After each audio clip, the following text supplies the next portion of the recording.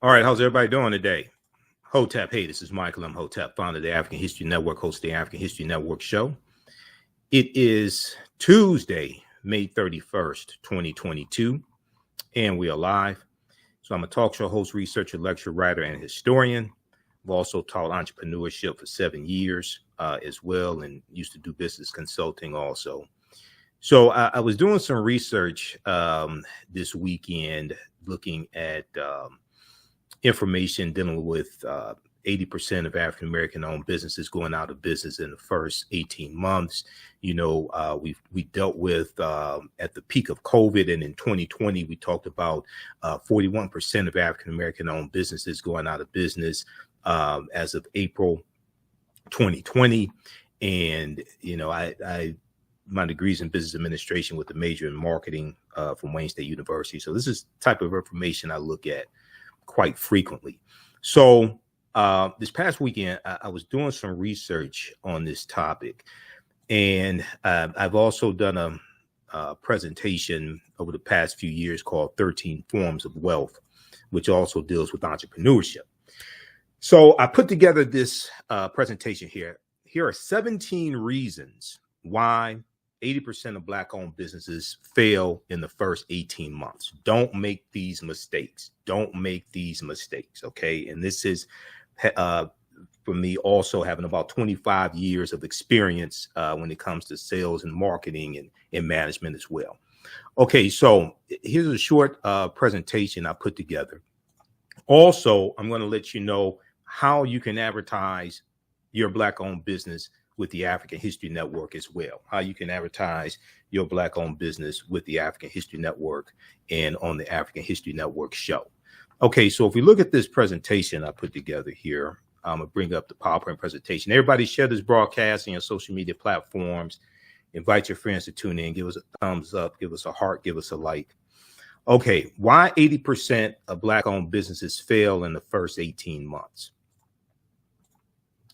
And you can also listen to my show, the African History Network show, Sundays 9 p.m. to 11 p.m. Eastern Standard Time on the African History on 9:10 a.m. Superstation WFDF here in Detroit, and we broadcast on my social media platforms, the African History Network on Facebook and Michael Imhotep on YouTube. Okay, so I periodically look at business statistics. We know that right now we see a surge in African-American owned businesses being started because many African Americans are taking money that they got from COVID and stimulus checks and things like this, starting businesses. But if we look at this piece of information here from CNBC.com as well as NBC News from February 2021, in February 2021, there were 30.2 million small businesses in the United States, 30.2 million small businesses in the United States, but only a fraction of them are going to survive.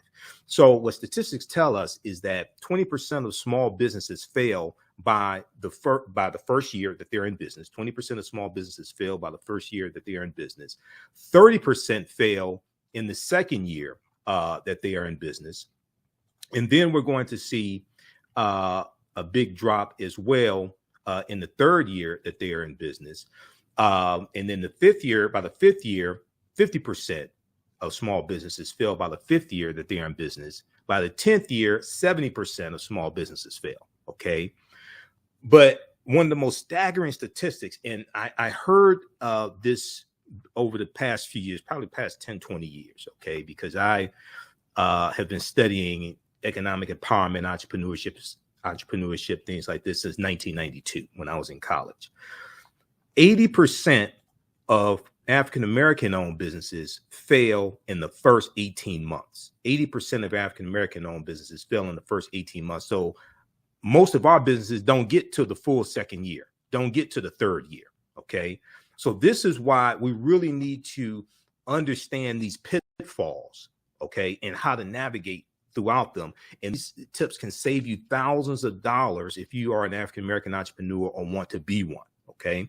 Now, the death of George Floyd, May 25th, 2020, in police custody, Minneapolis, Minnesota, renewed interest in supporting the economic advancement of African Americans. On the African History Network show, there were numerous stories that we talked about where we saw African American owned businesses that had an increase in sales, bookstores, African American owned bookstores, the ones that had conscious information. Those are types of businesses that saw an increase in sales, and we wanted to redirect more of our dollars towards African American owned businesses. Now, amid online support, African American businesses saw huge spikes. Google searches for Black-owned businesses near me, Black-owned businesses near me, reached an all-time high between May 31st and June 10th, 2020. Between May 31st and June 10th, 2020. But we saw a drop off after that, and we saw those numbers return to pre-COVID numbers as well. Okay, so according to a survey by the U.S. Black Chamber of Commerce, around 75% of African American owned small businesses saw upticks in customers in the 2 months after George Floyd's death. But after the surge, sales at many African American owned businesses plummeted back to their pre-COVID rates. So 8 out of 10, we looked at the statistics for businesses, small businesses overall. 20% go out of business in the first year, and then 50% by the 5th year in business, right? 80% of African American owned businesses fail within the first 18 months. And this is something really to understand if you're looking at putting your life savings, putting your 401k plan investment money into your business. You want to liquidate your stocks, things like this. This is something the majority of these businesses are going to go out of business. And many of our entrepreneurs who mean well are going to lose thousands of dollars.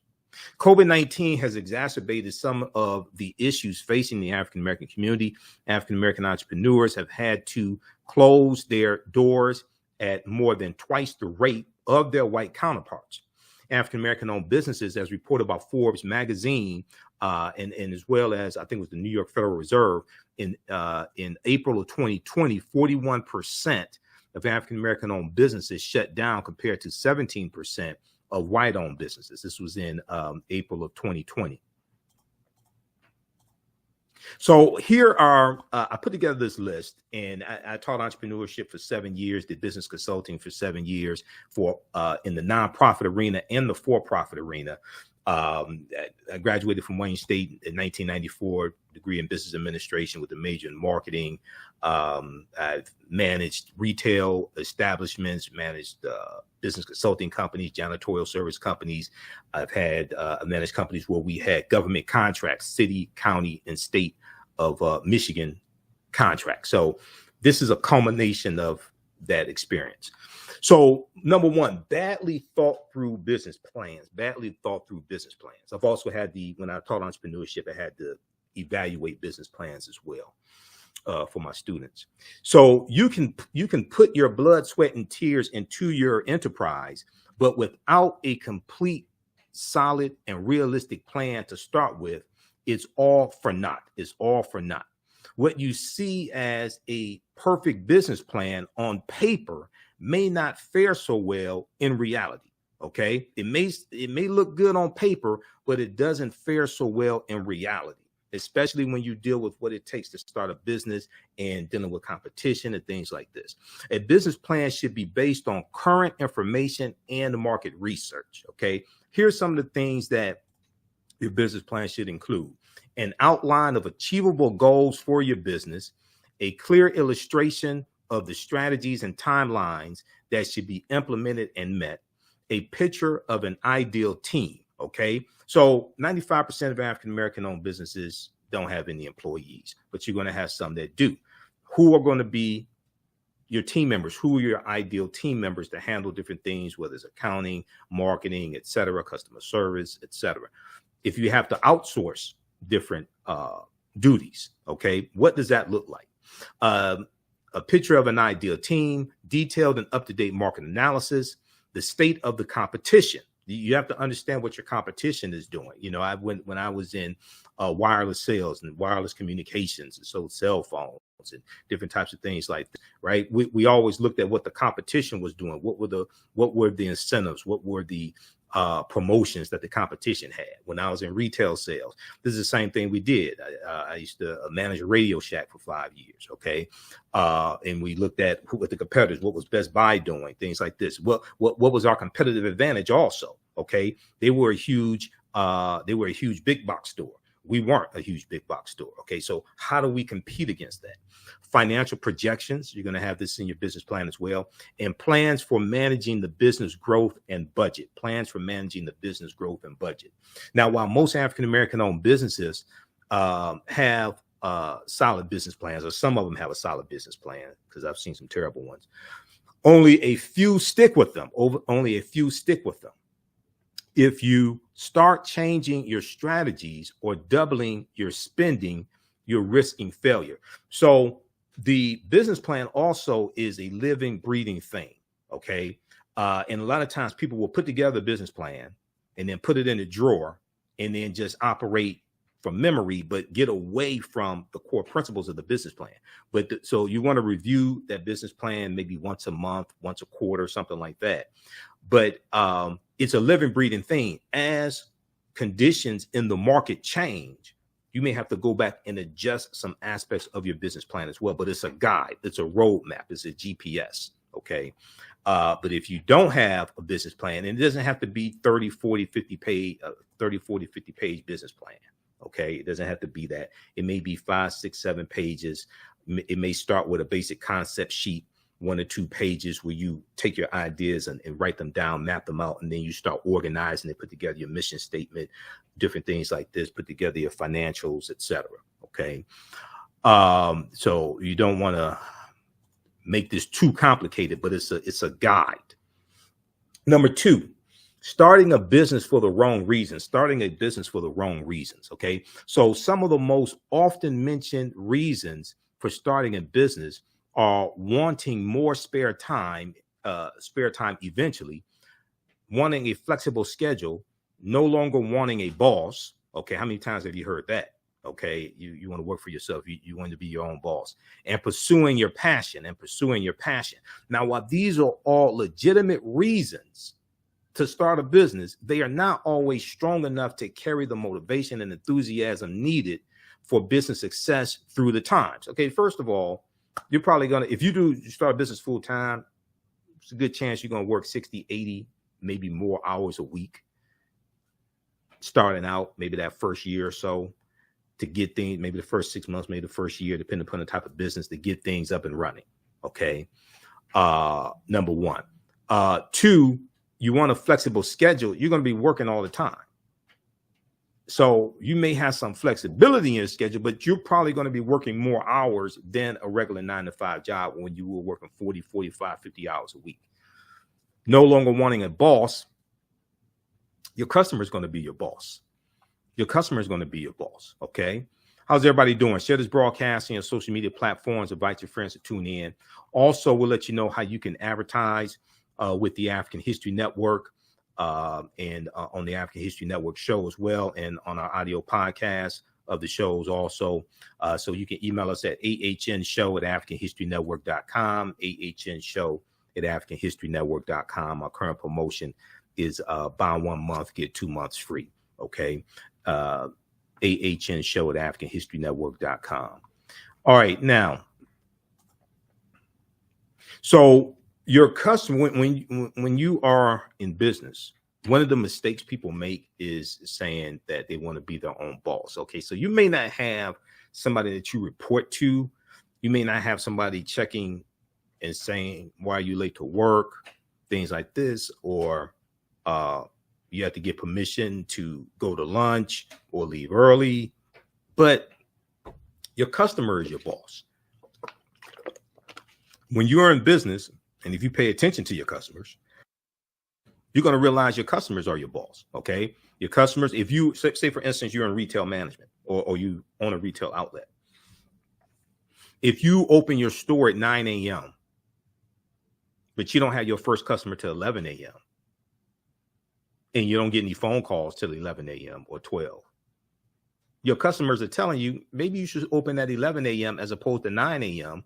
and you can save the amount of money that you have to pay employees. You can save on electricity. You can save on utilities. Maybe you should open at 11 a.m. instead of 9 a.m. So your customers are telling you something, but maybe you're not paying attention to it. Okay. So when you're in business, yeah, you may not have somebody that you report to, but your customer is your boss. All right. So they also many entrepreneurs also underestimate what is required for a business, especially in the early days of the business. Now, one of the things that I recommend people do, and I've done everything from help organize career fairs for a local community college here in Detroit. I was on the planning committee to organize 2 Black Expos here in Detroit as well. One of the things I recommend is for people to take at least one entrepreneurship class, maybe go to a local community college, because I taught an entrepreneurship class at a community college. I've done workshops on entrepreneurship, things like this. So I recommend people, if you've never taken an entrepreneurship class and you want to start a business, or if you even own a business, I recommend going to a local community college. Usually the credit hours are much cheaper at a community college than a university. Take one entry-level entrepreneurship class. You're going to learn so much, and it can save you thousands of lost dollars, and it could keep your business from being one of the statistics of 80% of African American owned businesses going out of business in the first 18 months. Okay. So don't be a statistic. All right. Now, some of the key factors. Okay. Number 2, starting a business for the wrong reasons. Some of the key factors that should be considered when starting a business are level of expertise in the industry that you have, the amount of capital needed to start up and sustain, and being realistic about how much time and resources will be needed. Okay. Now, we know that there are various factors dealing with racism and white supremacy and undercapitalized businesses and historic discrimination when it comes to redlining and bank loans and things like this. Totally understand that. I've done lectures on that. Totally understand that as well. But there are also pitfalls and traps. There are also things that we can learn and how to navigate this as well. Okay, so this deals with mistakes not to make. And if you're making these mistakes, you can correct these also before it's too late. Okay, let's continue. All right, and give us a thumbs up, give us a heart, give us a like on this broadcast, and share this broadcast on your social media platforms as well. Follow us at the African History Network on Facebook, and Michael Imhotep on YouTube, IMHOTEP. Also, Michael Imhotep on Instagram as well. Okay, let's continue. So starting a business places a strain not only on the business owner, but families and relationships as well. Okay. And oftentimes you hear people who are in relationships with an entrepreneur. They talk about how hard it is. They may talk about the entrepreneur working all types of crazy hours, working around the clock. You know, when I was managing a couple of other companies, and we had government contracts, and we had to put in bids to the county for contracts, things like this. You know, we're up 2-3 o'clock in the morning discussing the proposal that we're putting together, because I was the one putting together the proposal, and the owner of the company, he's talking to me on the phone. So you're going to keep crazy hours also. And that's just, here's the thing.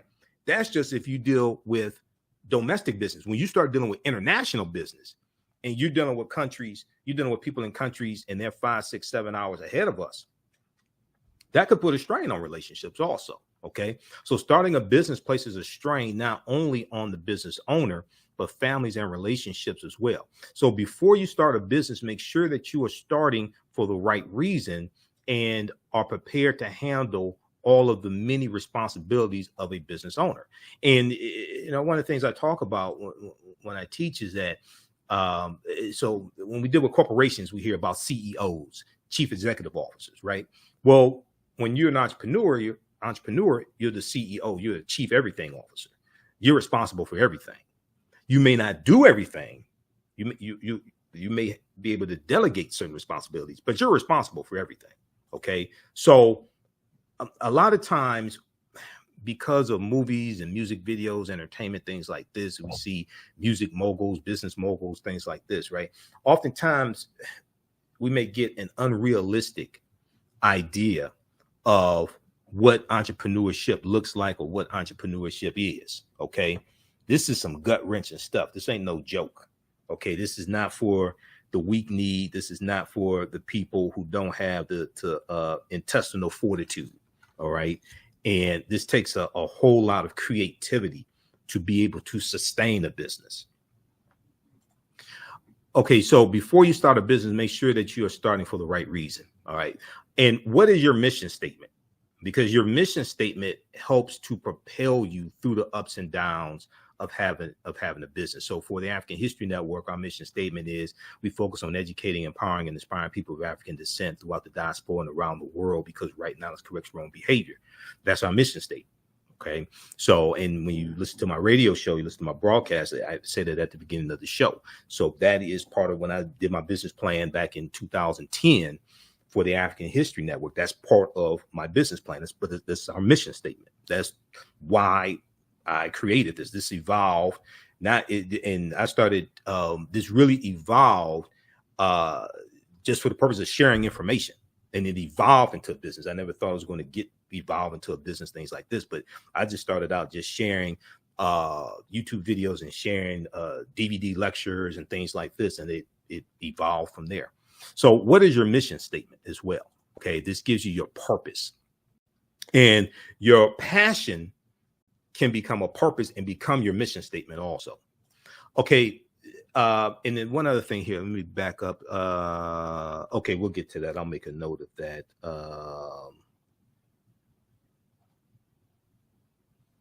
Because I want to talk about just briefly, a lot of people may start a business with enough. A lot of people may start a business with enough money to start the business, but not enough money to stay in business. Also, that's something else. That could be a whole nother broadcast. Okay, number 3. Should you start a business because you hate your job? Should you start a business because you hate your job? So I would hear people, and I would have people in the entrepreneurship classes I taught. And you ask them, okay, so why you want to start a business, things like this? Because this ain't this, Sheila E. had the song, The Glamorous Life. This is not the glamorous life. This is gut wrenching stuff. Even when you become successful and blow up and you're a millionaire, things like this, you still got a whole hell of a lot of problems also. Okay, more money, more problems. I remember listening to the Michael Baisden show years ago, 2009, 2010, things like this. And he used to have a segment dealing with live your life, living your dreams, entrepreneurship, things like this. And I would hear people call in and they would say things like they want to quit their job and start a business. Okay. And when I would have people in my entrepreneurship classes or in seminars and say they want to quit their job and start a business, okay, first thing I'm asking them is why, okay? And a lot of times people say, oh, they hate their job. They hate their job. That's why they want to quit their job and start a business. Okay, I can understand you hating your job. But hating your job and starting a business is like, jumping out of the frying pan into a towering inferno. Maybe the solution to you hating your job is to find a better job that you like. Maybe the solution to you hating your job is to find a better job that you like, that doesn't stress you out, that maybe you are in a situation where you don't have to deal with as much microaggressions and racism and coworkers that you don't get along with, things like that. Because for some people, entrepreneurship can work. It ain't for everybody. Okay, so if you hate your job and you're not making enough money, things like this, right? Probably for the first 6 months, year, 18 months, You may not even be able to take a salary from your first job. From your first business or from your business, depending upon the type of business and the revenue and your profit margins. You may not be able to take a salary. We know 80% of Black-owned businesses fail in the first 18 months. So maybe the solution to you hating your job is to fire your employer and get another job that you like better. The solution could be starting a business if that's the right thing for you. But a lot of times I hear people say they want to quit their job and start a business. And one of the things I would tell my students is don't quit your day job, because you're going to need that income from that job. The other thing is if you look at starting your business and say, hey, I'm going to build my business up, and in 2 years, I'll have enough money based upon projections, business plan, revenue, things like this. I'll have enough money to walk away from the job. Well, that can, when you have an exit plan from a job you don't like, but you still see, nothing beats a steady paycheck. You got money, you could pay your mortgage, your bills, take care of your children, things like that. You may hate the job, but if you start building the exit plan, because one of the things I would tell people is start building your business while you're employed, while you have steady, dependable income coming in on the 1st and the 15th, or once a month or once a week, however you get paid. Okay. Start building your business while you have steady income coming in. Don't wait till you don't have money coming in and you trying to figure out how to pay the bills and all this stuff, and then you want to start a business, because it's going to take money to start that business. That business has to be financed. And the business is like having a child, okay? At 1 year old, most likely, unless they're, in baby commercials or something like that, most likely at 1 year old, your child's not going to be able to generate income. Most likely. At 1 year old, most likely they're not going to be able to get a job. A new business is like a baby. It requires financial investment before it starts paying off, before it starts generating revenue and profits. Okay, so a lot of times we go into this, with totally unrealistic expectations. Okay, now African-American business owners, post the name of your business here on the thread of the broadcast also. And email us at ahnShow@AfricanHistoryNetwork.com. We'll let you know how you can advertise your Black-owned business with the African History Network and on the African History Network show. And our show is also on 10 audio podcast platforms: Google Podcasts, Facebook Podcasts, iTunes, Stitcher, FM Player, TuneIn.com. So we'll give you some more information about that. Post the name of your business here on the thread of the broadcast. And we'll let you know how you can also advertise with the African History Network as well. Okay. And you can also call us at 313-462-0003, 313-462-0003. If you call, please leave your name, phone number, and the name of your business and the email address so we can get back with you as well. Okay. So let me go back to this here. So once again, you want to make sure that you're starting a business for the right reason. And just because you hate your job doesn't mean that you should, that doesn't mean you should start a business. The solution may be getting a better job that you like. However, if you do want to start a business, that business can be part of your exit strategy for leaving a job you don't like. Or you may quit that job, get a second job you like better, and still create your business, but that's your exit plan. Okay? So keep that in mind.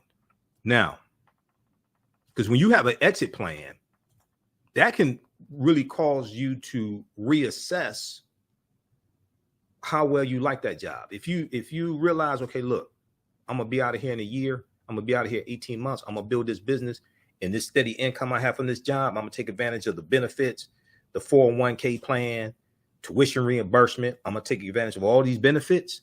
Okay. Yeah, I don't like that. Yeah, I don't like that person in the cubicle next to me, but I'm going to take full advantage of all these benefits now and take this steady paycheck to build my exit strategy. Okay, number 4, lack of commitment. Starting a business requires someone who is committed to ensuring that it succeeds. Starting a business requires someone who is committed to ensuring that it succeeds. This will include long hours, tough decisions, and doing tasks that you do not like to do.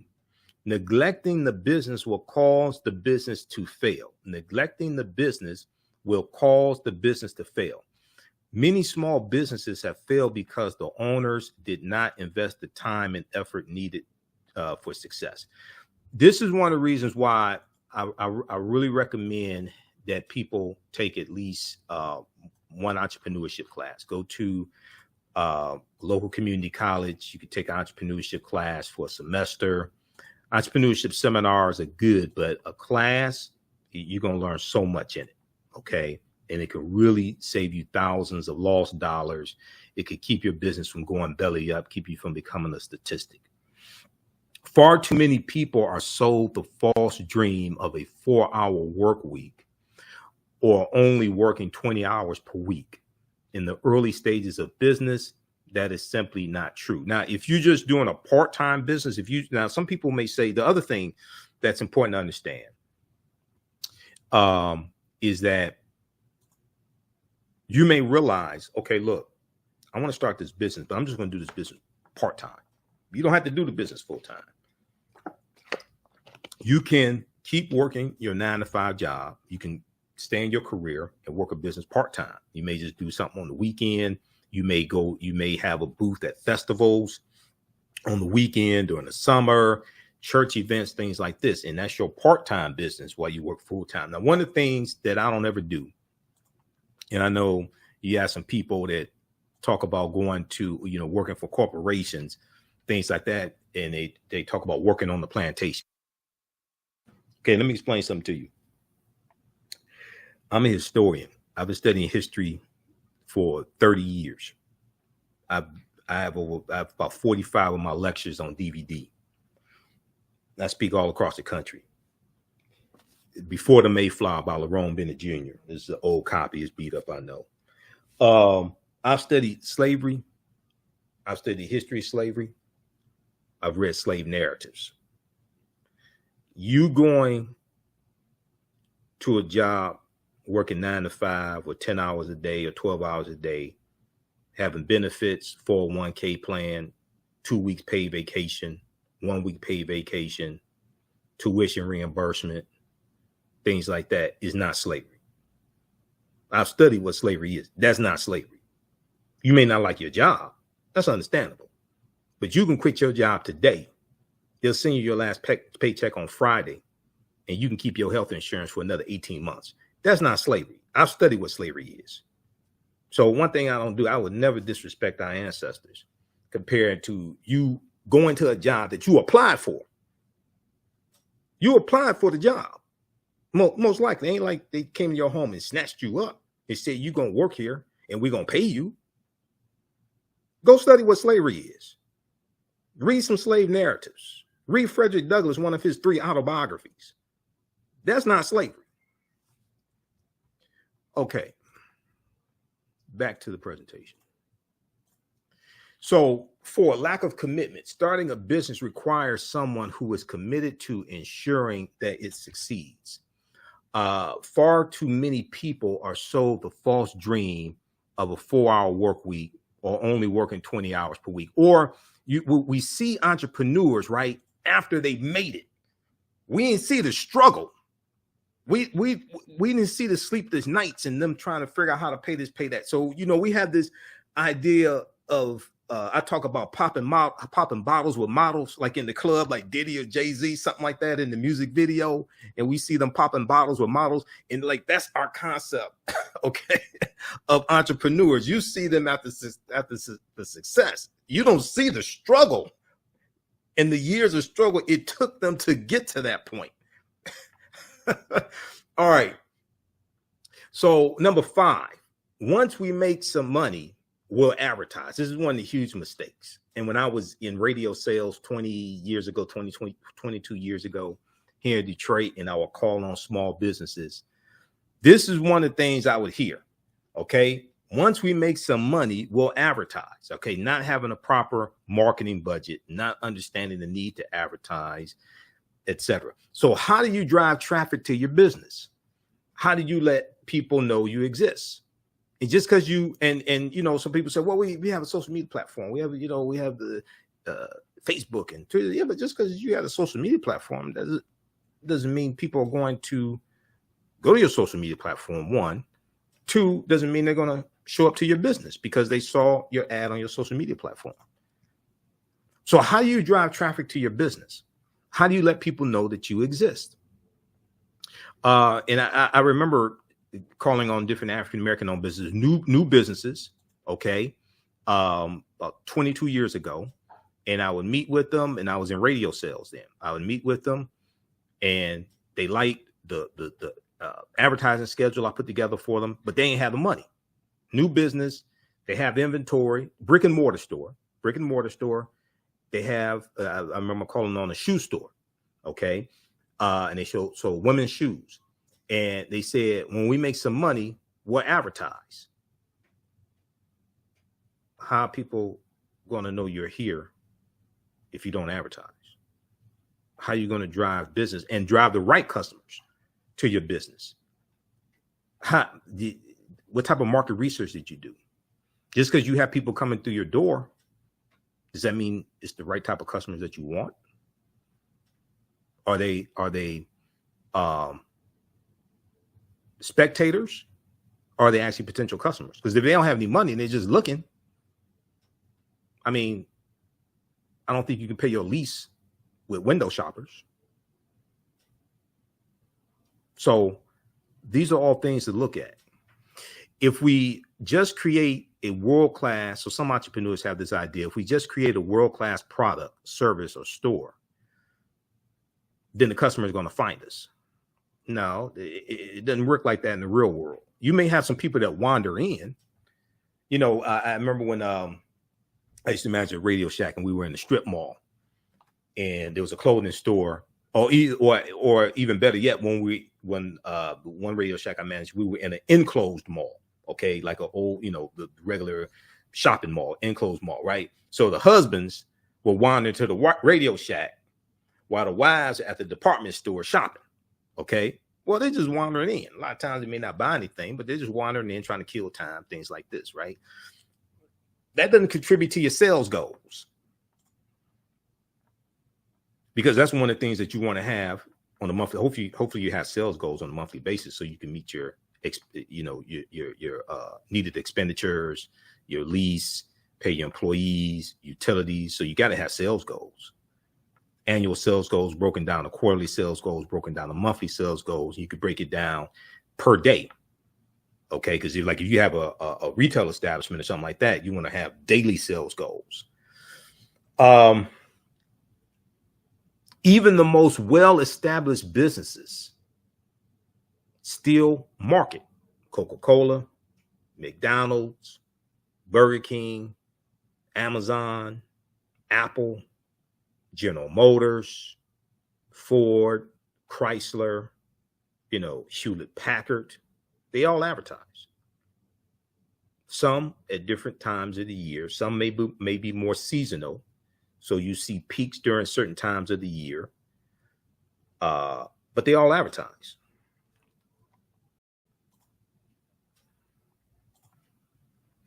All right. So African-American business owners, post name your business here on the thread of the broadcast. Email us at ahnshow@africanhistorynetwork.com, ahnshow@africanhistorynetwork.com. We'll let you know how you can advertise with the African History Network. And we take your 30-second to 60-second ad, your video commercial. Either you have one or we can create one for you, no additional charge. You put this into the broadcast of our shows at the African History Network show.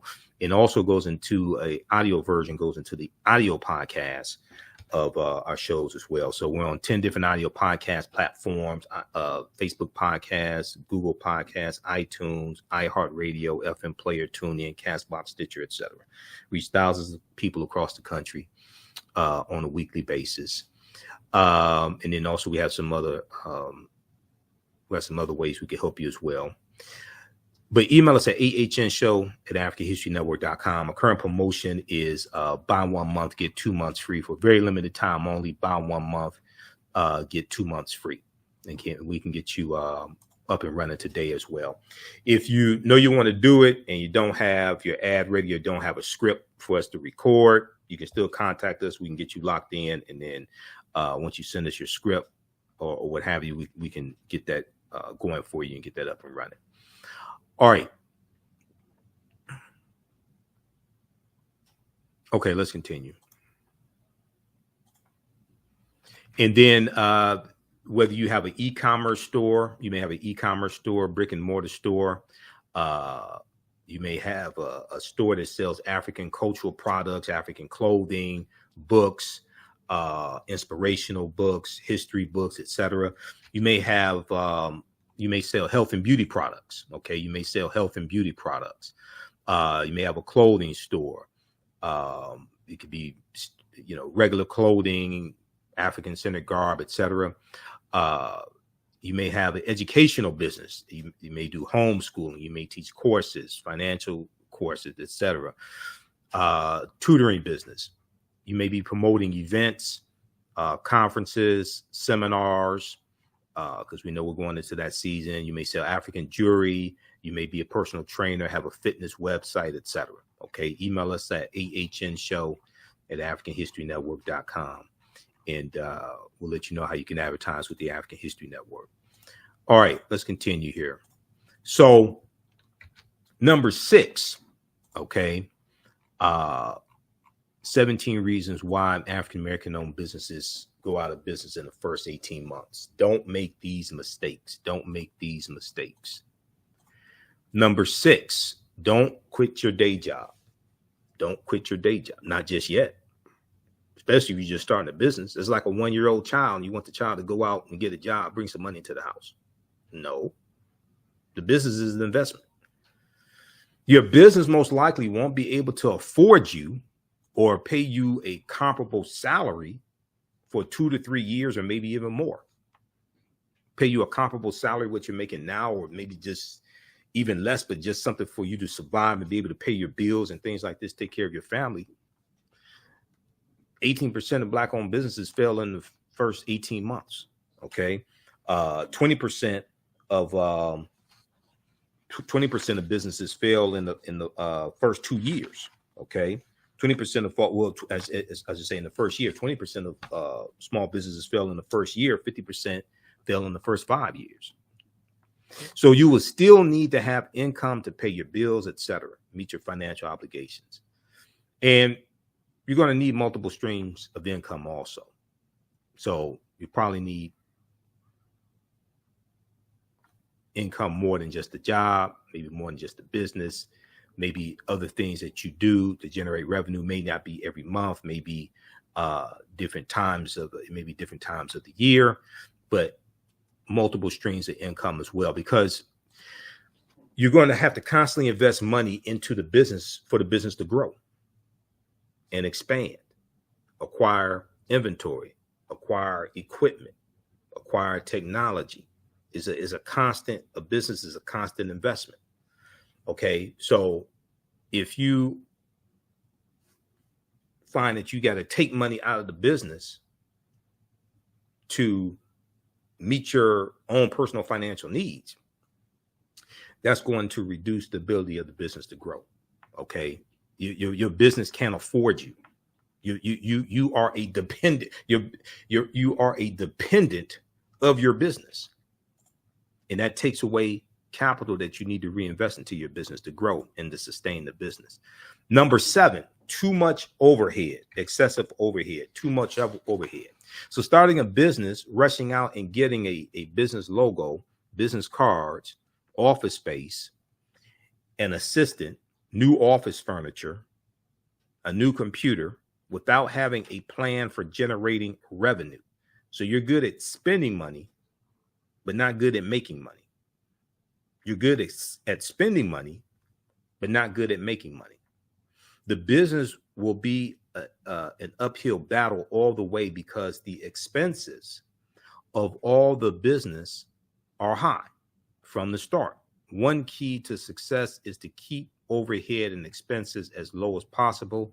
Expansion and increased overhead should not come until there is revenue to support it. So you want to manage every dollar and look at what the return on investment is, and look at, is this a need? Is this a want? Is this something that's necessary right now, etc. So a lot of times people get excited about having their own business, and they may sign a lease for office space or for retail space, things like this, and get ahead of the gun and take on all this overhead. And your revenue projections may not even be at the point to meet your overhead expenditures, your monthly expenditures, because you try to take on too much responsibility too quickly, out of excitement, out of enthusiasm, oftentimes. Okay, so this is reason number 7. Reason number 8: lack of delegation. Lack of delegation. Small businesses struggle in the early stages as the owners attempt to do every task and do not effectively delegate tasks to other people and manage their performance. There are a few reasons that this happens. So the first reason: many owners are control freaks and do not believe anyone can do as good a job as themselves. Okay, now so for some people that may be why they started their own business. Okay, I know that one of the reasons why I walked away from jobs I was working and companies I was working for, things like this, is how should I put this politely? With the exception of a former college professor that I worked for and managed his businesses, I got tired of working for other people who I knew I was smarter than, and they knew I was smarter than them as well. I got tired of being in that situation, because you working in the company, and I remember, so my degree's in business, and I'm working for companies, and I see different moves that they're making and decisions that they're making from the higher ups, and they're making more money than me, and they're making stupid decisions. And I'm like, okay, who'd you consult with before you made this decision? This makes no sense whatsoever. So I got tired of working for people who I knew I was smarter than, and they knew I was smarter than them oftentimes as well. So first reason: many owners are control freaks and do not believe anyone can do as good a job as themselves. Okay. And once again, going back to CEO, when you have CEOs of corporations, the chief executive officers, when you're a CEO of a small business, your own business, you're a chief everything officer. Okay, so the buck stops with you, but you may not have to do everything. You may not be able to do everything. You have to be able to delegate responsibilities also.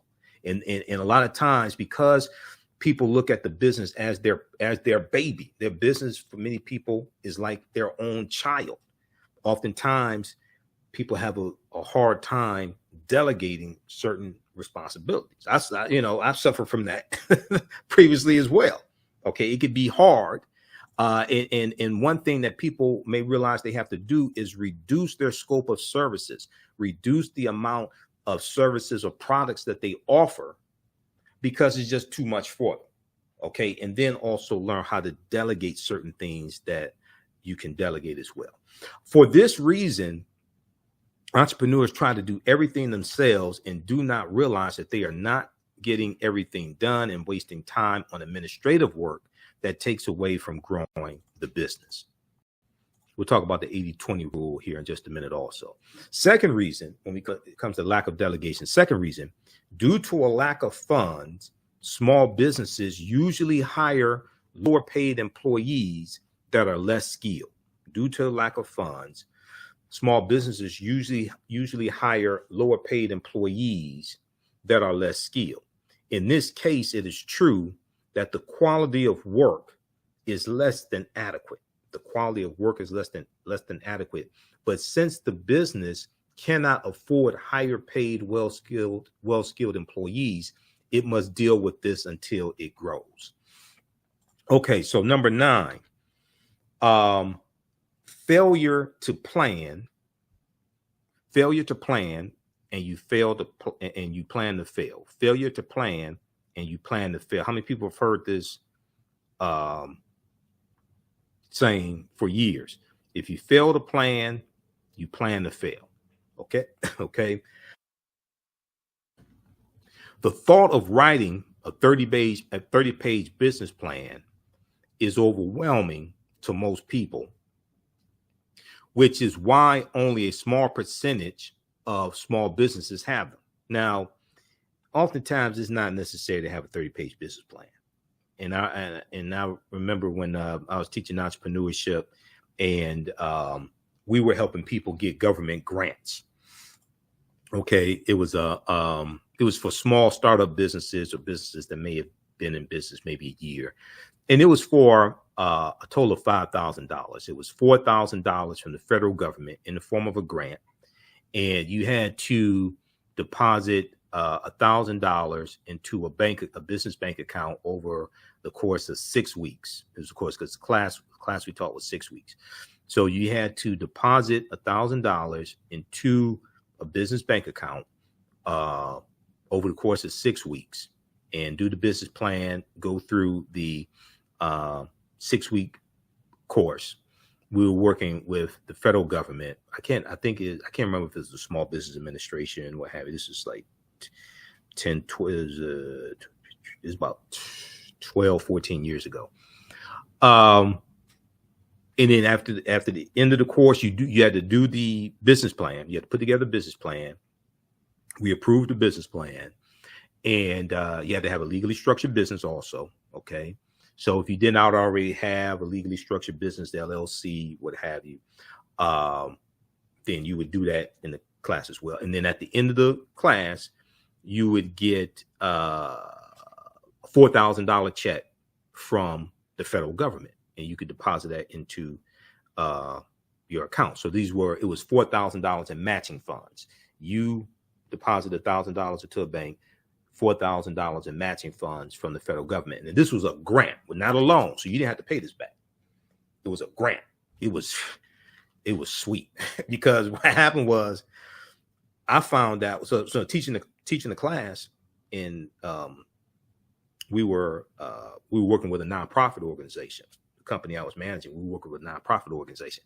So I found out that I qualified. My business qualified also for the program. So I took advantage of that also. I said, hey, I'm going to take advantage of this. So that was sweet. So the next time around, they did the program from the federal government. There was more oversight, and it wasn't as good. It was less money. It wasn't as good as the first time. But man, that was a hell of a deal right there. Okay, so the thought of writing a 30-page business plan is overwhelming the most. And a lot of people don't need a 30-page business plan. This is why I tell a lot of students, I say, you don't need a 30-page, 40-page, 50-page business plan to get $4,000. It's just not necessary. Which is why only a small percentage of small businesses have them. Although a full business plan is ideal, something much shorter will suffice. Now, the most important reason to have a business plan is to ensure that you have considered every aspect of the business and how it will be handled. Okay. Now, your business plan may not be perfect. That's understandable. You don't want to work on a business plan for 2, 3, 4 years before you start your business. Okay. It may not be perfect, but it's a guide. And the other thing, it's a living, breathing thing. Your business plan is going to change. Your business plan is going to change as conditions in the market change, as the economy changes, etc. Your business plan is going to change. The other thing is, we'll talk about this here in a minute, there's a time to get into a certain type of business, a certain industry. There's a time to get out of a certain type of business, a certain industry as well. You got to know when to hold them, know when to fold them, know when to walk away, know when to run. Okay, Kenny Rogers, the gambler. Okay, just because, yes, we need more legacy businesses, but just because your great grandfather started a business or your grandfather started a business, and it's a family business, it may be time to close that door and start a new business that's more relevant. Okay, number 9, failure to plan, and you plan to fail. It also said the business plan also sets a clear picture of the future and keeps everyone focused on the right thing. It sets a clear picture for the future and keeps everyone focused on the right thing. Now, when there is not a written business plan, the business can go in various directions, and too many situations will occur that have not been planned for. So this is one of the things that I found with a lot of new startup businesses, right? They try to grow too quickly, and they try to offer too many services or too many different types of services, too many different types of products too quickly. And it becomes a problem. Okay. Your business plan helps to keep you focused. It helps give you purpose. So you may find businesses, they start offering all different types of services, and they don't have anything to do with their mission statement. The services are not related, etc. I remember when I was selling radio ads, there was one African-American owned business, and they started out, they were a cell phone carrier. They were an authorized retailer of a cell phone company. And then they had a kind of like a business center where people could come in and do faxes. I mean, this is like 22 years ago. Okay. We didn't have the printers with the fax machine built in. Okay. This is like 99, 2000, pretty much. So a lot of people didn't have that. So they every time I would go visit them, there are more services and products and things that they're offering, and you have to manage that. If it's physical product, you have to do inventory.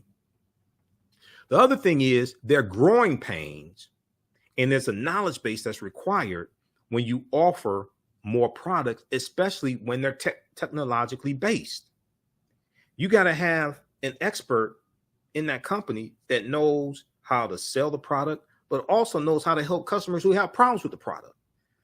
So if you go from selling 10 products to 30 to 40 to 50, because you're just looking at dollars and see more revenue, that's more headache also. Okay. You have growing pains. There's a knowledge base that needs to be acquired for each different type of product as well. And then you also have to understand how to troubleshoot problems also for products and services. So these are all different things to look at. Okay. I remember having students in the class, and we would tell them, okay, look, you're doing too much. You're offering too many products. You're trying to do too many services. Okay. You need to scale this down to something that's manageable. And a lot of times people just think more is better. Okay. Just having more products and expanding and offering more and more is better. No, that's more headache. So when there's not a written plan, the business can go in various directions, and too many situations will occur that have not been planned for. You can end up offering too many services or products, sometimes unrelated to your business. So you may bake cakes and drop engines. You may bake cakes and do oil changes like in your backyard. Well, you have the skill to do oil changes, but you're a bakery. What does that have to do with the bakery? But because you didn't have a business plan, you weren't focused, you just start doing all this other stuff. Okay. It's like, I remember on Sanford and Son one time, there's an episode, I think it's the episode when Fred saw hypnosis or something. Was it hypnosis or something? But it's like, you have people who, I remember, you remember when Lamont got the traffic ticket and he ran a red light And Antonio Fargas was the guy who came over. He was an attorney, and he was a tailor. He was an attorney, but he also had a tailoring business. Okay. And he's giving legal advice. All right. But he wasn't licensed by the state of California to give legal advice. Okay. So you're doing all these different types of things. You know, the Jamaicans get a stereotype for having, 13, 14 different jobs, things like this. But you're doing all these different types of things that are not related. Okay. Or you have a business card, and the business card has 6, 7 different things on there that you do, and it's not related. It's not under one business. Okay. So you're trying to do too much. You can end up offering too many services or products, sometimes unrelated to your business. And all this takes up time. Now, the other thing that's very important, and we're going to go to number 10 here in just a second. The other thing that's very important is if you own a business that has employees, and employees have different responsibilities, you want to have, when I was in retail, we had what was called a store operating manual. Okay, you want to have some type of operational manual that spells out, that has written the duties and responsibilities of each job description. The duties and responsibilities of each job description. And this is something that everybody can go to and look at.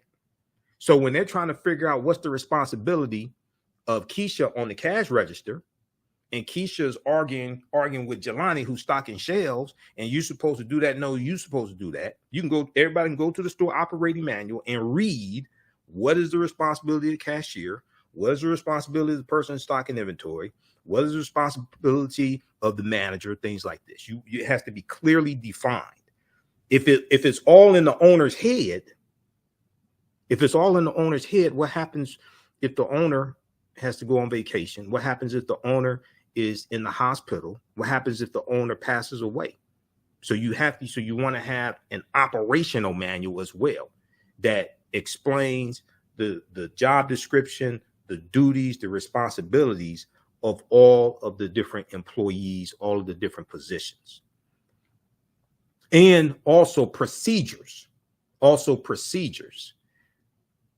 making deposits, giving refunds, the different duties that take place. You need to have an operational manual of those procedures. That cuts down on a whole lot of arguing back and forth. You said this, no, you said this, but it's written. So as long as you can read and comprehend, it's right there. You don't have to argue. Proper documentation ends all conversation. Okay, let's continue. So, one of the things that I learned doing project management, and then when I was taking entrepreneurship classes in class, but also teaching entrepreneurship classes and studying project management, time management skills, different things like this, is strategic thinking. Because these are some books. When I was doing some project management, these are some books that I got in the DK series, Essential Manager. So when I was teaching entrepreneurship and doing I was working on some projects. We were managing career fairs for a local community college. So these are some books that I got from the DK series. They had some really good books. One on project management. Okay. And these were like, at the time, $7. Okay. I got this back in 2006. Okay. December 2006. One on project management, one on managing credit, one on strategic thinking. Okay. Brainstorming systems, techniques, logic. Because we were managing some different projects and doing consulting for nonprofit organizations also, and coaching successfully as well. Also. Okay. Not sports coaching, but this deals with managing employees and coaching employees also. Okay. So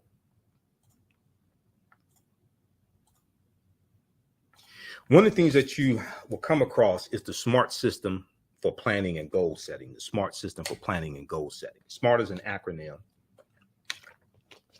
SMART. The S stands for specific.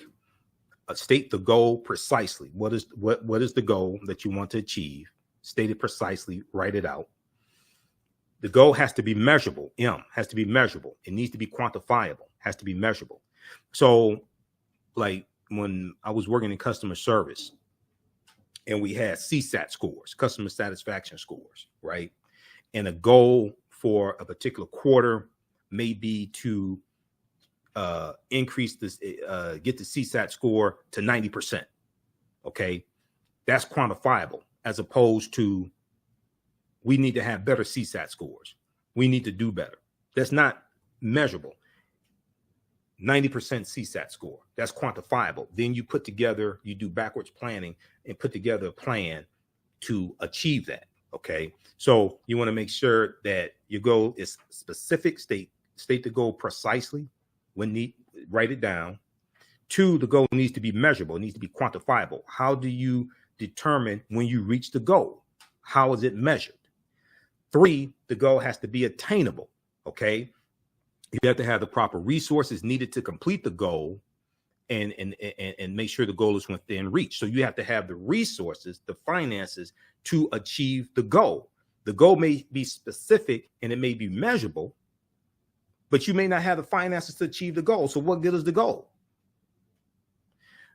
4, the R is relevant. The goal is applicable to your business. The goal has to be relevant. A lot of times you could do the right thing at the wrong time. A lot of times you can have the right goal, but it's not applicable to your mission statement, or it's not applicable to your goals for that quarter or that year. And you're allocating resources to try to achieve something that doesn't fall in line with what your goals are. Okay, so you want to make sure that the goal is relevant. Okay, relevant to your business, relevant to your goals, your monthly revenue projections, your quarterly revenue projections, etc. The T is time bound. One of the most important things when it comes to goal setting. They have to be time bound. The goal has a completion date or time frame, a start date and an end date, and then you have to have checkpoints in between to make sure that you're on pace to achieve the goal. If the goal is just open-ended, okay, we want to do this, okay, we want to achieve this, but there's no time frame for it. It'll be 2-3 years from now. You're talking about we still want to do this. So it has to be time bound, okay? Has to be specific, has to be measurable, attainable, relevant, and time bound. And when it's time bound, you want to have, so if it's a goal that you want to achieve 90 days from now, you want to have checkpoints every 2 weeks, or at least every month, but probably every 2 weeks, to make sure you're on track to reach that goal in 90 days. Okay.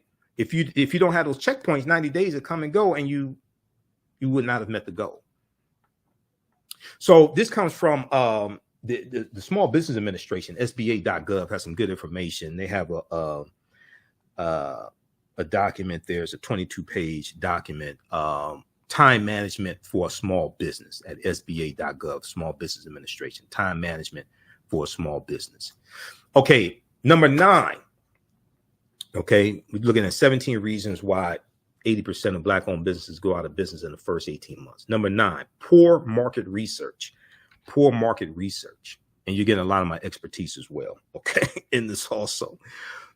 Ensuring consumers want the goods you sell seems like a no-brainer. Unfortunately, many African-American owned businesses fail for the simple reason that no one wants to buy what they're selling. No one wants to buy what they're selling. Okay. So you may be doing something that's your passion and you love it, and you put all your heart and soul and all your sweat and blood equity and all this into it. But is there a market for it? Do people value it? Are people willing to spend money for your product or service? So you may believe 100% in what you do. Is there a market for it? Have you identified the market? Are you communicating with the market? Have you established relationships with people in that target market? Poor market research. Unfortunately, many African-American owned businesses fail for the simple reason that no one wants to buy what they're selling. You can have enough capital, the most ingenious idea, and a great business plan to get everything off the ground. But if no one wants your product, it's only a matter of time before your business crashes. If no one wants your product, it's only a matter of time before your business crashes or fails and you become a statistic. So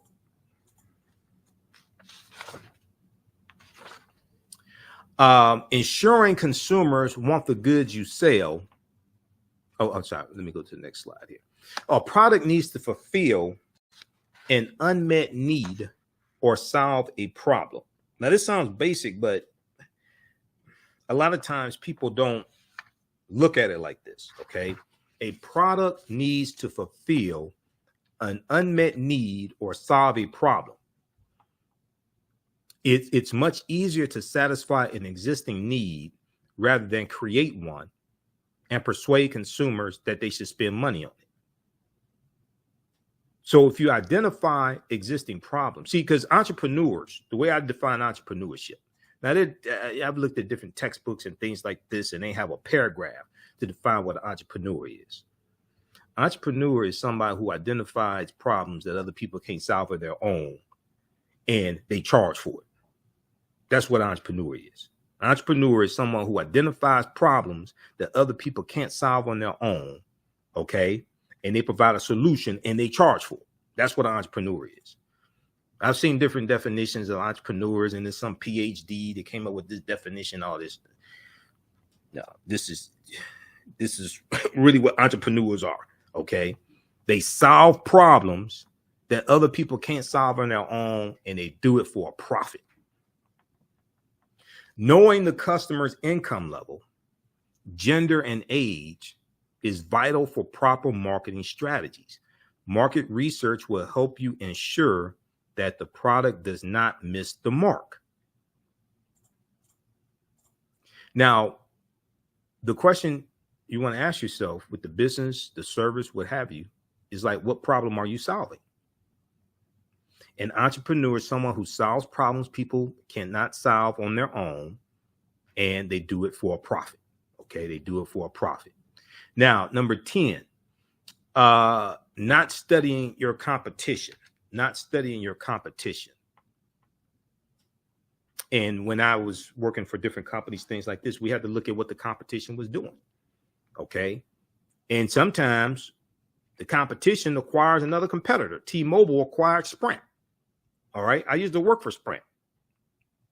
I remember when we used to laugh at T-Mobile. And T-Mobile bought Sprint. Okay. So not studying your competition, focusing on your own business instead of others is good advice. However, a great many Black-owned businesses lose out to competitors because they did not pay attention to the competitive landscape of their business. You have to look at what your competitors are doing also. Even when you launch a new product in the market, it does not take long before new companies start to pop up, vying for their place in the sun. Pay attention to the landscape because the landscape changes. The competitors change, okay? So you want to look at what the competition is doing and then really understand what your competitive advantage is. Your competitive advantage, what do you do? What comes easily to you that comes hard to others, okay? What can you do that other people can't or struggle at doing? But you want to look at what the competition is because in the market, that competitive market continues to change and is also influenced by the economy. So businesses may go out of business because of bad economies, etc. So this is something to look at, but you want to study the competition. Number 11, okay, 17 reasons why 80% of Black-owned businesses go out of business in the first 18 months. Number 11, bad team chemistry can cause explosions to happen. Bad team chemistry can cause explosions to happen. Lacking the correct team composition is another reason behind failure of many African-American owned businesses. This is a huge mistake that will result in failure from the start. Now, some people say, oh, you shouldn't hire family. Okay. Some people say, oh, you shouldn't hire family in your business. Okay. Well, go tell that to Chinese, Japanese, Vietnamese, people from Taiwan. Go tell that to Jews, Irish, Chaldeans, Arabs, every other ethnic group. Because you go in their businesses, you'll see the husband, the wife, the cousins, the uncle, the children, things like this.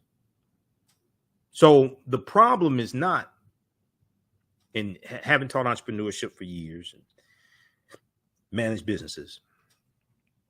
The problem is not necessarily having family members in a business, because a lot of the businesses in America are family-owned businesses. The problem is not having family members in the business or working in the business. The problem is delegating the wrong responsibility to a particular family member, having the wrong person do a particular job. Okay, if you know that, trying to think of a name. Well, so if you know Kiki or Keisha or Janet, okay, if you know she has anger management problems, why would you put on the cash register to deal with customers? Okay, she's taking like her second anger management class. You already know she has anger management problems. Why would you put her on the cash register to deal with customers? She should be in the back doing work away from the customers. She may be a good employee. She shows up on time, doesn't talk on the phone the whole time she's at work, doesn't try to leave early, things like this. But you put her in the bad situation. You delegated the wrong responsibility to her. You put her in the wrong job. So family, see, I hear people say, don't do business with family. Don't go into business with family. Don't have family working in your business. That's all the other ethnic groups do that. All the other ethnic groups have family-owned businesses, have their kids working in the business, and their aunts and uncles, and they'll bring people over from the old country. They'll bring people over from their native country and come right and work in their business. But you have to put that person in the right position. Okay, so lacking the correct team composition is another reason behind the failure of many Black-owned businesses. This is a huge mistake that will result in failure from the start. It is vital to create a team of dedicated individuals with complementary traits and characteristics. While it's not easy to find the right talent for the jobs, resources like Facebook, LinkedIn, Indeed.com have made it easier to do so. Also, you can go to if you belong to a church, a mosque, or something like that, you can go there because they always know people who are looking for jobs. They always know people looking for jobs. People there in the congregation, or people, network with that as well. Okay, now you want to make sure you get the right person for the right job. Okay, but still, this is what other ethnic groups do. This is one of the reasons why a lot of other ethnic groups' businesses are successful. Yes, we've been stripped of our African history and culture, and this gives us our foundation, and this gives us a cultural paradigm that we see reality through. It gives us our values, our interests, and our principles. And other businesses rely on their cultural cohesiveness that binds a people together and teaches them the only way they're going to survive is through self-reliance, okay, through working together, their cooperatives, their cooperative economics, things like this. Doesn't mean that they don't get involved in politics. That doesn't mean they don't get involved in politics. That's something else. But they have that cohesiveness. They use their language. They use their culture to create fences, barriers around their communities, and they market their culture. They have cultural-based businesses, etc.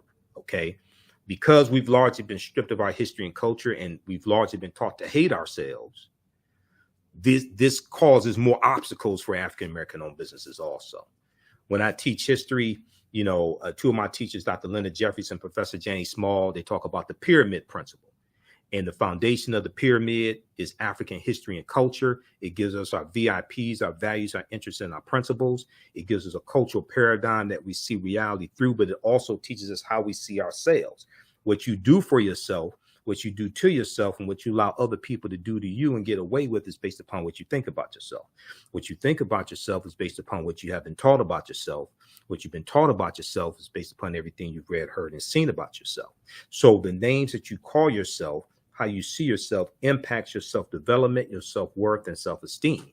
When that history and culture is in place, it influences your economic empowerment and influences how you engage in economics, the types of businesses you have. But it also influences, see people who respect themselves don't call themselves the derogatory, dehumanizing names, and don't call their women B's and H's and thoughts and things like this. People who see them, who have positive self-esteem, and they don't allow other people to dehumanize them as well.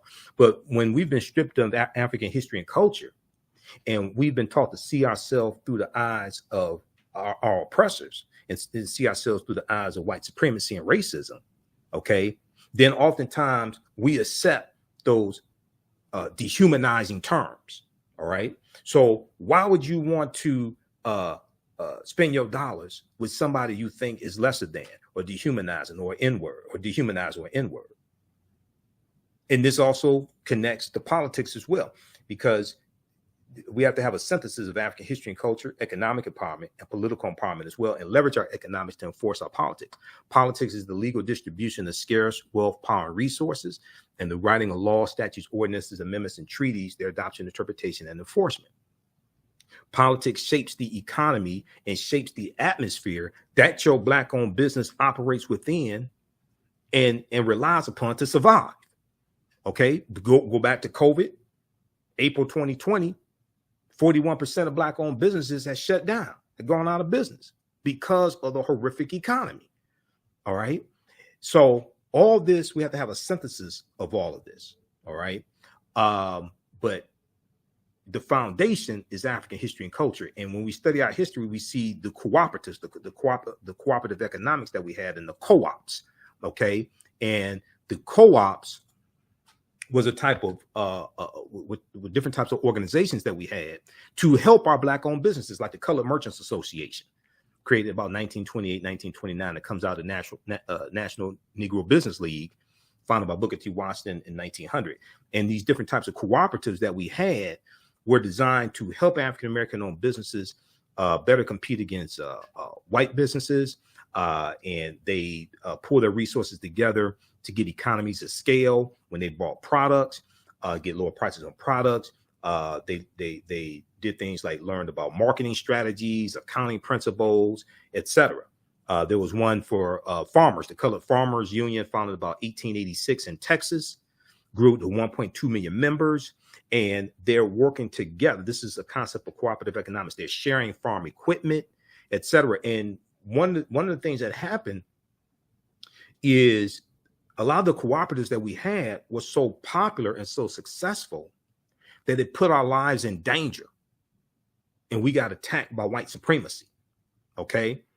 And this is why a lot of our cooperatives had to disband. If you read the book Collective Courage by Dr. Jessica Gordon Nemhard, she talks about this in her book, Collective Courage. Okay. So number 11, bad chemistry. It is vital to create a team of dedicated individuals with complementary traits and characteristics. Okay, so African American business owners, post the name of your business here on the thread of the broadcast. Email us at ahnshow@africanhistorynetwork.com, ahnshow@africanhistorynetwork.com. We'll let you know how you can advertise with the African History Network and on the African History Network show. And our audio podcast. We're on 10 different audio podcast platforms also. If you don't have a commercial, we can create one for you, no additional charge. A video commercial as well as an audio commercial. Current promotion, buy 1 month, get 2 months free. Okay, email us at ahnshow@africanhistorynetwork.com, and we can get you up and running today. Even if you say, hey, I want to take advantage, because we have limited advertising space.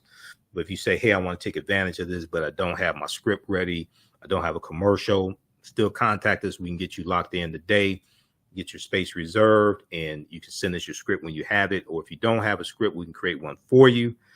And we can create a commercial for you, no additional charge also. But email us at ahnshow@africanhistorynetwork.com and post the name of your business here on the thread of the broadcast. So you may have a e-commerce store or a brick and mortar store. Okay. And we reach people all across the country. And our broadcasts, we share them throughout the day here on our Facebook fan page, the African History Network, and our YouTube channel, Michael Imhotep, as well as the 10 audio podcast platforms that I'm on also: iHeartRadio, Google Podcasts, Facebook Podcasts, iTunes, Stitcher, Castbox, FM Player, TuneIn. You may sell African cultural products.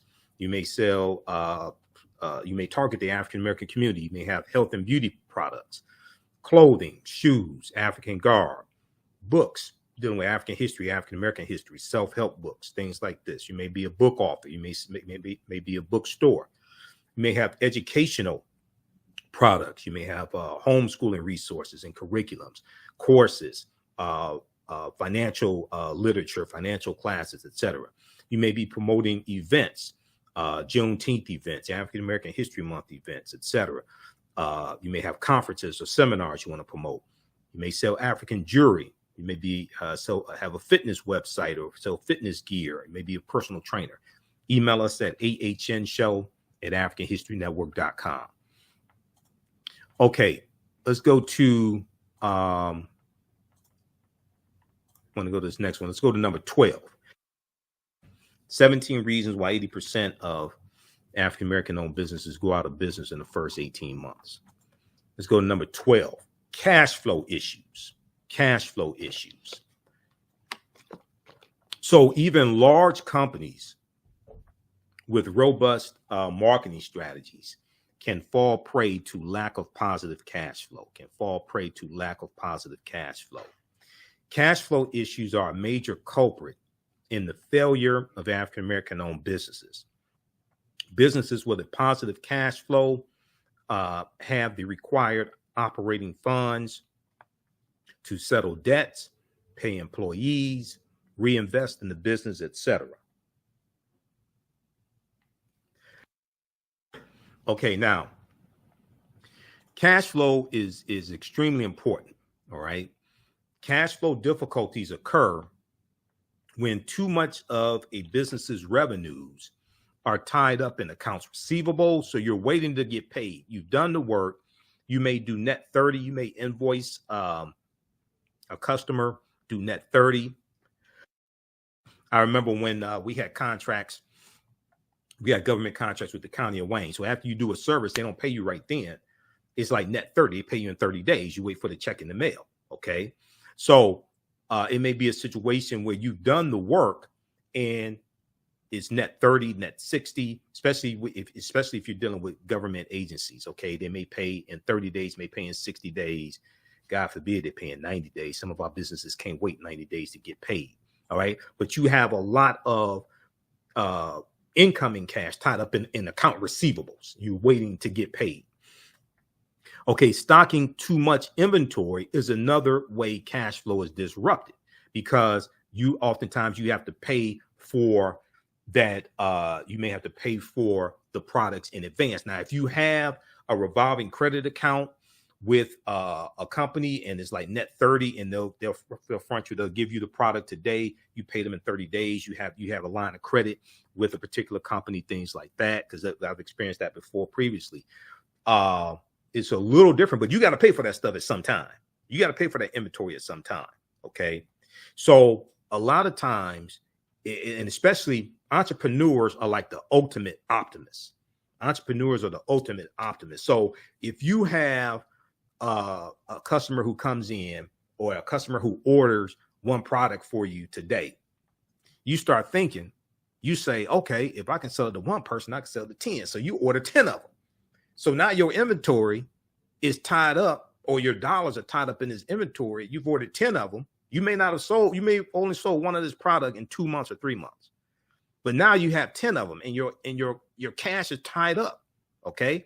So These are different things that you have to navigate. We'll talk about cash flow statements in just a minute. One of the reasons why it's important to you want to do cash flow statements and do cash flow projections. A lot of people's businesses, they have spikes and valleys, peaks and valleys that are seasonal. So you may have a business where 3 months out of the year is booming business, is huge, where you got to have enough capital to get ready for that season. Okay. And that's why you want to be able to project. You got to have enough capital to have enough product, also have enough staff to be able to deal with that peak period of time where you make the most amount of money. For some businesses, some retailers, is what we call the golden quarter. October, November, December, especially in retail, big box retailers, things like this. The golden quarter, October, November, and December. For some businesses, that's where they get historically, with Christmas, things like that, historically. Even with the Cyber Monday, Small Business Saturday, things like that, you'll combine what you do in revenue online with what you do in person, brick and mortar store, or you may do have a vendor booth at different events and expos and things like that during that golden quarter, right? So you have to have enough inventory on hand to be able to meet that spike in demand, to take advantage of it. That's why you want to do these projections. So stocking too much inventory is another way cash flow is disrupted. Okay, now going back a few minutes ago when I was talking about don't quit your day job. 1, 2, I don't disrespect people and talk about people working a 9-to-5 job and say, oh, they're working on the plantation, things like that. I've studied what slavery is. That's not slavery. Here's something else. This is real life. Been there, done that. This is real life example. When you are living a life and you're an entrepreneur, you may have to go to some of those people that work for corporations, that work for the white man. You may have to go to them and get a short-term loan because you can't get one from a bank. Or you don't have time to go through the application process and stuff like that. Been there. We had to do that. When I was managing a company, we had a government contract. We had to go to somebody that I knew, and we got a short-term loan so that we could float the business and be able to provide the service and pay our employees until we got the first check from the government, from the city. That's real talk. Okay. So they were able to tap into their 401k plan, get some money so we can float this project that we're doing. Because we ain't have enough time to wait on the bank loan. This is what I'm saying. I don't speak negatively about people that work. I don't care if you work for white corporations, whatever. Get that money. That's money that they can help Black-owned businesses stay in business with. The other thing, and this is another way to look at it, because once again, my degree is in business administration. This is one of the documentaries I'm in, the Black Friday series from director Rick Mathis, which deals with economic empowerment, leaving a legacy, building a legacy, but it deals with economic empowerment, things like this. And I brought a historical aspect. I talked about economic empowerment and entrepreneurship because I have experience in that and my degrees in that, but I also brought a historical perspective to it, dealt with some history because I'm a historian. When we talk about General Motors, Ford, Chrysler, things like this, right? And these are billion-dollar companies. And we talk about African Americans working in these companies. Oh, you should quit that job and go start a business. Okay, you should quit that job and go start a business, blah, blah, blah, right? Where do these corporations get this money from? Don't African Americans spend money with McDonald's? I'm not saying you should spend money with McDonald's, but don't they spend money with McDonald's and Apple and General Motors and Ford and Chrysler and Amazon, okay? Google, Macy's. Don't they spend money with Dell Computers, Hewlett Packard, don't we spend money with those companies? So what you're saying is we're going to spend money with these corporations, Facebook, Twitter, all these corporations. We're going to spend money with these corporations. We have a $1.3 trillion economy. You're saying we're going to spend money with these corporations, create all these fantastic jobs for white people so they can pay their mortgages, send their children to college, buy property, buy homes, all this stuff. We're going to create those jobs for white people. And then we ain't going to take advantage of what we created and take advantage of the stock purchase plan, the 401k plan, the health benefits, the dental, the vision, the health, tuition reimbursement, all that stuff. And we paid for that. And we're not going to take advantage of that. We're just going to go build our own businesses. Why wouldn't you do both? Why wouldn't you? All those jobs, we paid for them. We should fill positions on all different levels. From the board of directors, the General Motors, down to the assembly line. We pay for those jobs. So we're going to create jobs for white people and create all these fantastic opportunities and not take advantage of what we created? That don't even make sense. My degree's in business. When you study no dumbass nonsense like that, no, you take that money in that steady paycheck and you use that to invest in black-owned businesses and create them. Don't quit your day job. That's just nonsense.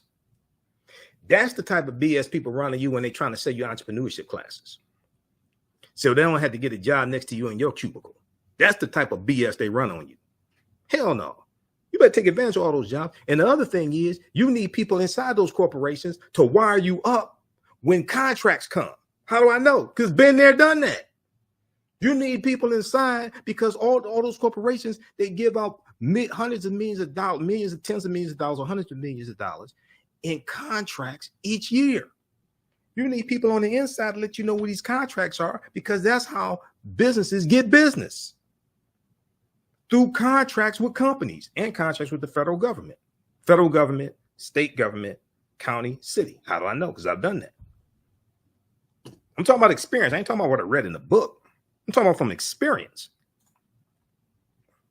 You need people on the inside to wire you up. Because that's what white people do. That's how they know when contracts are coming. That's how they know when opportunities are coming. We need the same thing. And at the same time, our dollars are paying for those opportunities. When you have, see, this is what a lot of people don't understand with business. People say, we need our own businesses. We need our own businesses. Okay. How do businesses survive? We went from 1.7 million African-American owned businesses in 2012, coming from the Census Bureau. But 2012, about 2018, 2020, it had grown to 4 million black-owned businesses. Before COVID, it had grown to 4 million black-owned businesses, 2018, 2019. When you look at the revenue was cut in half. It went from something like $100,000, $112,000 on average a year per black-owned business when it's 1.7 million businesses, down to something like $56,000 a year average revenue when it's 4 million businesses. And this is what I was explaining to all these economic gurus and economic empowerment people saying we need more businesses. We need more businesses. I said, no, we need to support our businesses more. Just having more businesses, hell, they're just fighting over the same amount of money.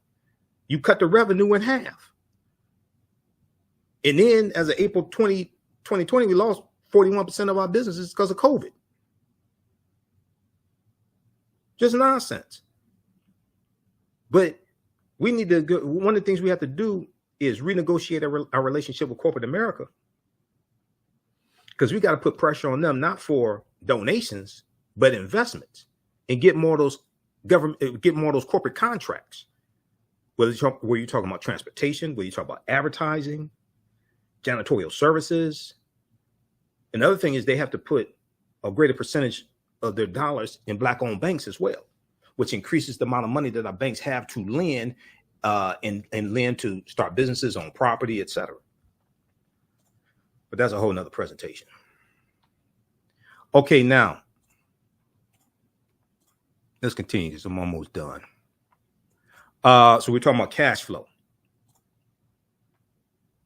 So what is cash flow? Okay, cash flow refers to the net balance of cash moving into and out of a business at a specific point in time. Cash is constantly moving into and out of a business. For example, when a retailer purchases inventory, money flows out of the business. Money flows out of the business toward its suppliers. Been there, done that. Know what that feels like. When the same retailer sells something from its inventory, cash flows into the business from its customers. Cash flows into the business from its customers. So paying workers or utility bills represents cash flowing out of the business towards its debtors, while collecting a monthly installment or a customer purchase finance while collecting a monthly installment on a customer purchase financed 18 months ago shows cash flowing into the business. Now, you have positive cash flow and negative cash flow. What's the difference? Positive cash flow means a company has more money moving into the company than out of the company for a specific period of time, a month, a quarter, a year, etc. Positive cash flow. Negative cash flow means it indicates a company has more money moving out of the company than into it. And this can cause huge problems. That's why you want to do these projections. Okay. And you could do cash flow statements that help you project, especially the peaks and valleys, especially the low period of time when you have less revenue coming in, and peaks of time when you have high revenue coming in, or you have high cash expenditures because you have to buy more inventory. Your business may be impacted on a seasonal basis. All right. Now, cash flow is typically reported in the cash flow statement, a financial document designed to provide a detailed analysis of what happened to a business's cash during a specified period of time. The document shows different areas where a company used or received cash and reconciles the beginning and ending cash balances. All right. So Harvard's Business School online has some good information. They have a good piece on cash flow versus profit. What's the difference? Cash flow versus profit. What's the difference at hbs.edu? That's Harvard Business School's website. Okay, they have a good it's 11-page document there. Cash flow versus profit. What's the difference?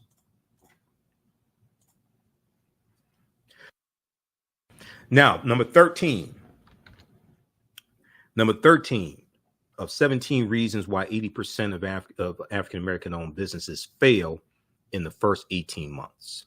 Don't make these mistakes. And African-American owned business owners, post the name of your business here on the thread of the broadcast. Email us at ahnshow@africanhistorynetwork.com, ahnshow@africanhistorynetwork.com. We'll let you know how you can advertise with the African History Network and on the African History Network show. Failure to adapt to changes in the business environment. Failure to adapt to changes in the business environment. So if you remain too rigid, your business will be just another data point or statistic boosting the startup failure rate.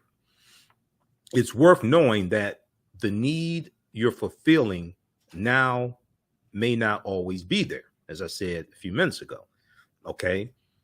Your business, your service, your product has to fulfill a need. 1, 2, there's a time to get into business and time to get out. Just because they needed something in 1950, 1960 doesn't mean they need it in 2022. A more contemporary example is Blockbuster Video. How many people remember Blockbuster Video and going to Blockbuster Video and getting I remember when they were video cassettes first, then DVDs, and they had the popcorn there also. Blockbuster was everywhere. The competitor to Blockbuster Video was Hollywood Video, right? Hollywood Video. Blockbuster survived the Hollywood Video war They didn't survive the Netflix war. Blockbuster video stores back in the 1980s and 1990s was the Walmart of video stores. When the internet started gaining popularity, Walmart, Blockbuster failed to keep up with the times. There was a change in the environment. And actually, when you study Netflix, which is what took Walmart out, Blockbuster out. Netflix took Blockbuster out. Netflix started, the guy who started Netflix, he started Netflix because he returned a Blockbuster video back, and it was a bunch of late fees or something like that, right? This is how Netflix started, as a competitor to Blockbuster. And Netflix has just exploded over the years. Netflix has exploded over the years to creating original content and being a huge Goliath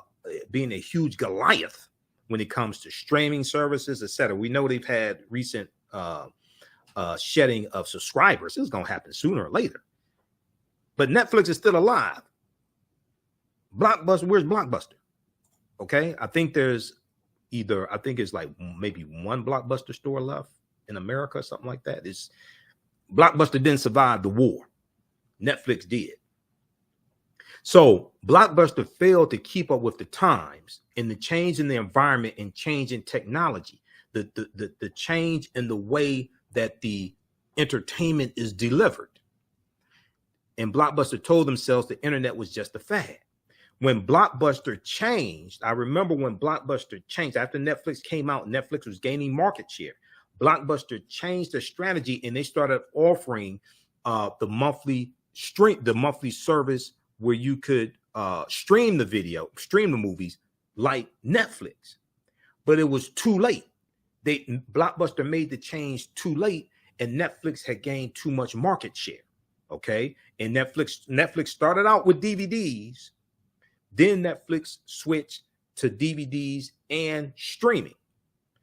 Blockbuster tried to do it, and it was too late for Blockbuster. They had lost too much market share. And people got upset. People got upset also with the late fees with Blockbuster, things like that.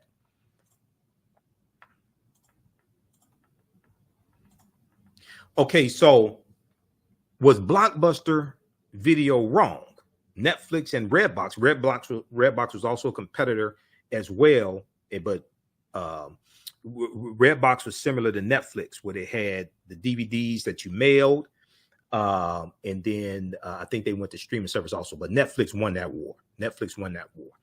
Don't be another Blockbuster.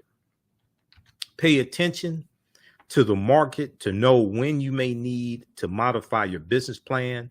Staying on top of key trends will give you ample time to alter your business strategy so that you can remain successful.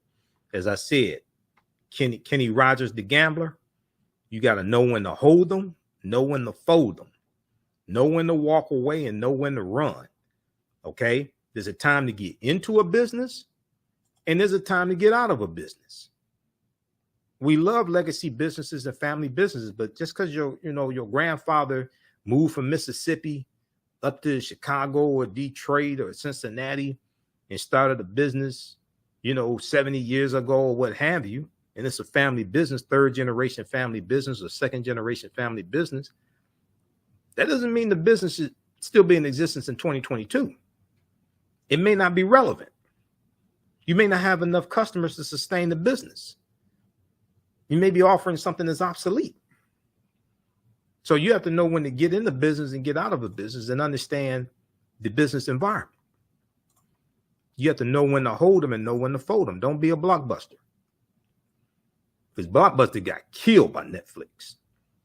Now people see, because they remember they used to say, let's make it a Blockbuster night. Now they say Netflix and chill.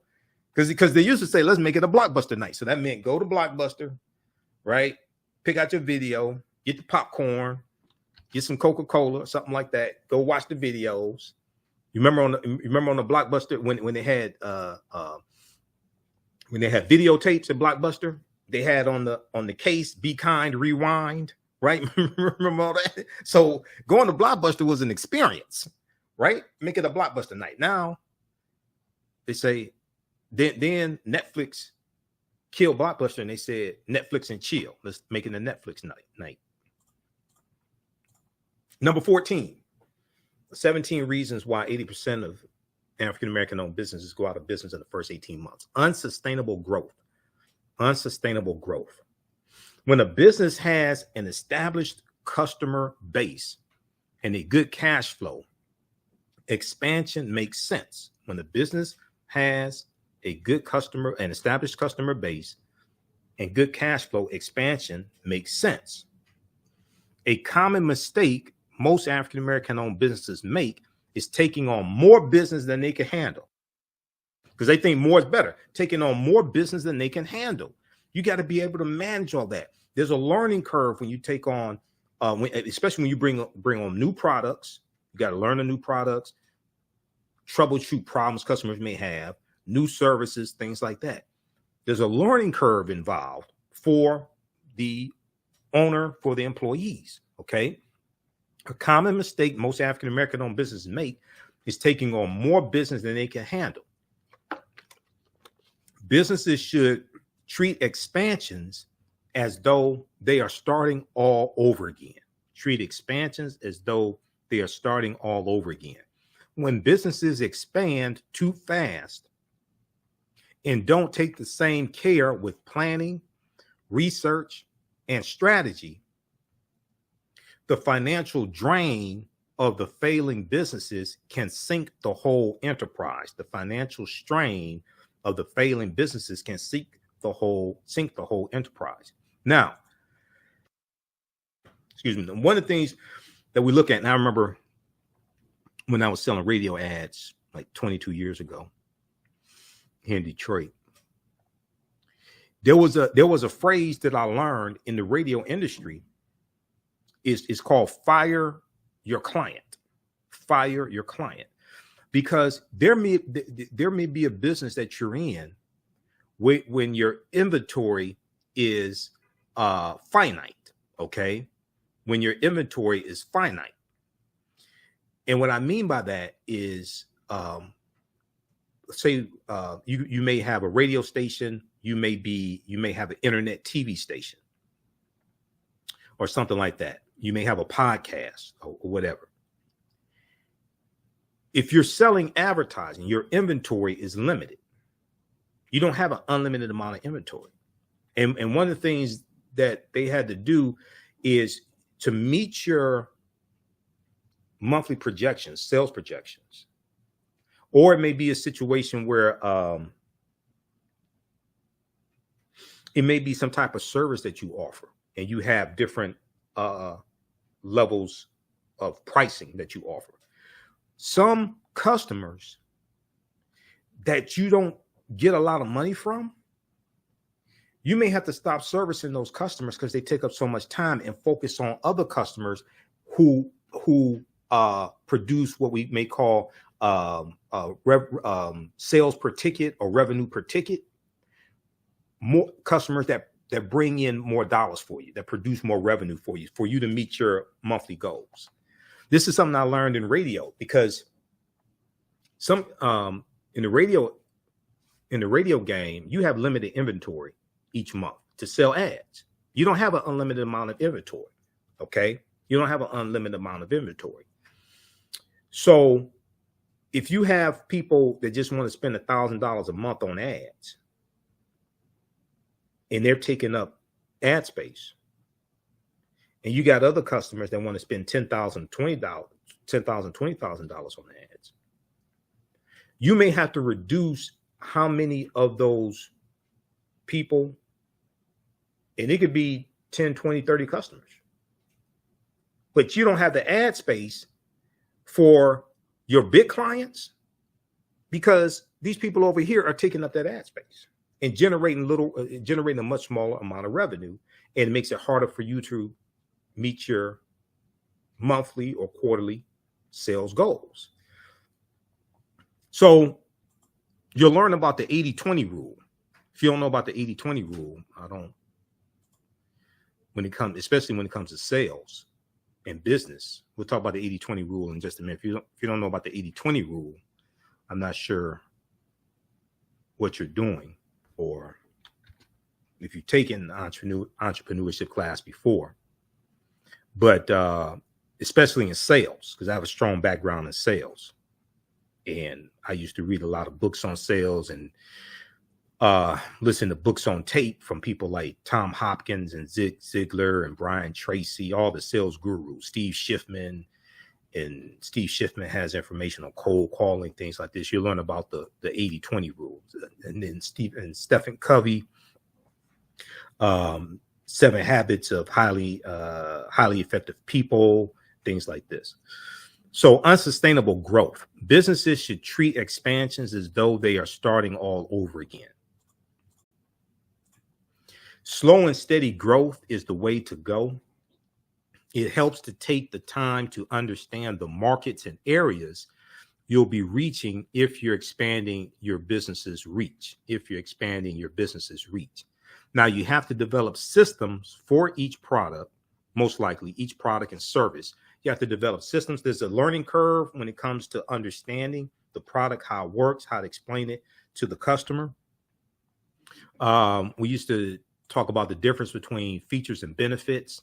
When I was in retail sales, we used to talk about the difference between features and benefits. A feature is what a product does. A benefit is what it does for you, how it helps you. Okay. Features and benefits, understanding the difference. So when I used to manage a Radio Shack, right, there were certifications tests that the employees and the managers had to take on each product category to understand how to sell a product category, how to answer customers' questions, how to use that product to solve problems. We had to be educated on that. That's a learning curve. Okay. So when you start taking on more products and services in your business, there's a learning curve involved in that. Okay. And then also, especially when you're dealing with technology, how to solve problems that customers may have with that product or service, especially if it's something where you have to deal with another vendor, and you have to call the vendor and work a problem out for a customer. So you're going to have relationships with that vendor, understand how to navigate throughout that system. It's a different world. Okay, so those are some of the growing pains when it comes to growth and taking on more services and products. Number 15, poor management skills. Management does have an effect on your bottom line. Business management does have an effect on your bottom line. Managing a business takes distinct skills, including purchasing skills, marketing, finance, creating a cohesive team if you have more than one person. But you make contract work out also. Okay, creating a cohesive team and hiring and managing employees. Business owners without these skills and their failure to recognize the importance of the very skills they lack are reasons why many Black-owned businesses go out of business. Okay, poor business management skills. Once again, you're the chief everything officer. Now, you may have to delegate certain responsibilities, but you're responsible for all of this.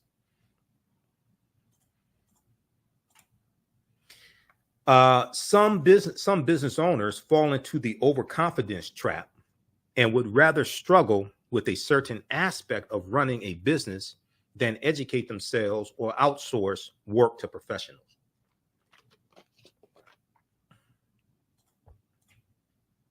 Number 16, time management skills. This is huge, especially for people who work from home. This is huge, time management skills. Because, if you don't get up to 10 or 11, and then next thing you know, it's 2 or 3 o'clock or 4 o'clock or 5 o'clock, and you try to do some work from 5 to 9, but then you're doing this and that and watching TV and all this stuff. You got to have superior time management skills. Time is money. Spend it wisely. Time is money. Seriously, you learn that in sales and in business. What time is something that you don't get back. We all have the same 24 hours in a day, 168 hours in a week. Time is something that you cannot get back. So invest it and spend it wisely.